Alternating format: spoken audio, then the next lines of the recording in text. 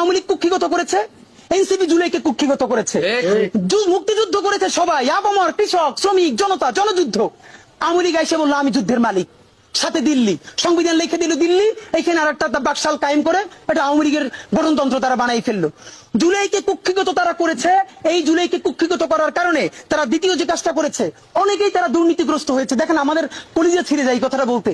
আজ থেকে 10 মাস আগে যেই ছেলেটা দেখেছি সারা গায়ে আঘাতের চিহ্ন জুলাইয়ের আন্দোলন করতে গিয়া, সেই সব ছেলে মেয়ে মাত্র 8-10 মাসের মধ্যে কিভাবে কোটি টাকার মালিক হইতে পারে এই চিন্তা আমাদেরও ঘুম আসে না।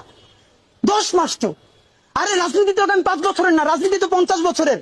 কষ্ট করে বসে থাকলে আগামী বাংলাদেশ হয়তো আমাদের, জুলাই যোদ্ধাদের।